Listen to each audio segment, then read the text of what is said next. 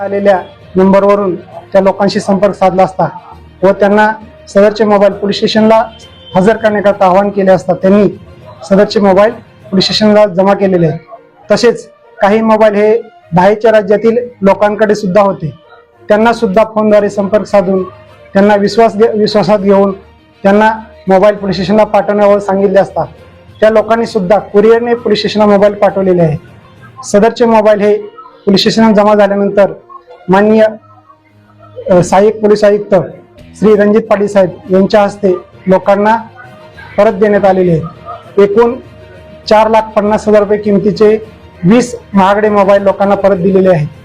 त्याबाबत सदरचे मोबाईल हे लोकांनी सांगितले की त्यांना त्यांचे जवळच्या नातेवाईकांनी वाढदिवसानिमित्त किंवा काही लोकांनी EMI हे घेऊन ते मोबाईल खरेदी केले होते। सदरचे मोबाईल परत दिल्याबद्दल त्यांनी पोलीस स्टेशनच्या कामगिरीबद्दल समाधान व्यक्त केले आहे व पोलिसांचे अभिनंदन सुद्धा केलेले आहे।